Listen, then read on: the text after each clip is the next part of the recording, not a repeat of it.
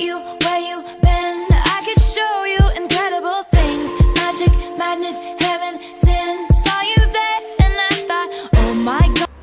Assalamualaikum warahmatullahi wabarakatuh. Good morning everybody. I'm Zelvi Nexta Sari. I'm from the 4th semester of English Education Department IAIN BENGKULU. And now I would like to tell you about some strategies or skill of the TOEFL, where this strategy can help you to be easy when you answer the question of the TOEFL. The first skill or strategy that you should know is focus on the last line. It's important to the answer to the TOEFL question is most often found in the last line of the conversation. In the focus in the last line have three strategies. The first, the last line of dialogue probably contains the answer to the question. And number second is listen to the first line of dialogue. If you understand it, that's good. But if you don't understand it, don't worry because it's probably doesn't contain in the answer. And the third is be ready to focus in the last line of dialogue because it's probably contain the answer. Repeat the last line in your mind as you retract the answer in the text. And then after focus in the last line is the skill letter is choose the answer with synonym. Often the correct answer in short dialogue is answer that contains synonym or word with similar meaning but it's different sound for keyword in the conversation. When you know the choose answer with the synonym, you must know the strategy you should know. In the first is as you listen to the last line of dialogue, focus on the keyword in the line. And the second is if you see any synonym for the keyword in the particular answer, then you have probably found the correct answer. So in the strategies choose answer with synonym is little easy, but you must have focus so you can easy for the answer question in the TOEFL.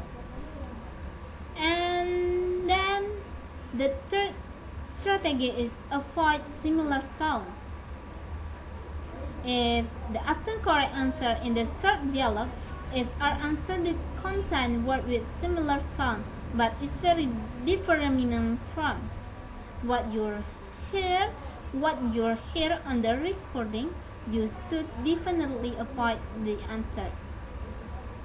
And avoid similar sound, you must know the strategy in the first is identify keyword in the last line of the dialogue and then identify word in the answer that contain similar words and then don't choose this answer that have similar mean but you should choose the answer with similar sound. And the first strategy is draw conclusion about who, what, and where.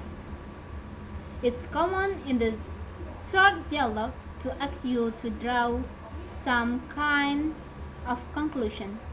In this type of question, the answer is not clearly stated. Instead, you must draw a conclusion based on your clues given in the dialogue. One kind of conclusion that is common in the part of test is to ask to determine how the speaker is based on clues given in the dialogue. In draw conclusion about who, what, and where, it's common for you to be asked to draw one of the following conclusions in the short dialogue. And in the test, usually asks about who is the probably talking, and then what will she probably do next, and then where does the dialogue probably take place.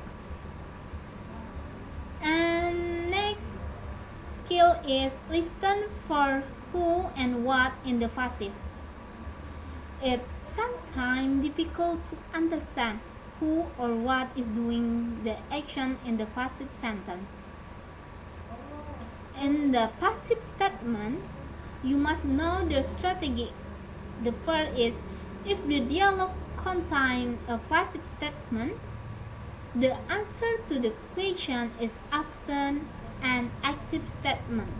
For example, when you heard a passive statement, so it must be the answer is active statement. And the second is, if the dialogue contains an active, so the answer to the question is often the passive statement. It's easy, right, in the passive statement. And then the next skill is listen for who and what with the multiple nouns. When there is more than one noun in the sentence in the short dialogue, it's common for the answer to confuse with noun does what.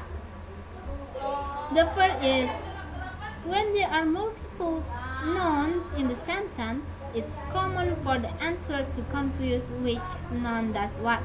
So, in this skill, you must know about who and what with the multiple nouns. After that, the next skill is about listen for negative expression. Negative expressions are very common in the short dialogue, and the most common kind of the correct response to negative statement is a positive statement containing a word with a positive meaning. And then the typical negative expression is, for example, this expression about regular negative, not or not. So, for example, Tom is not about the result. And then about nobody, none, and nothing or never.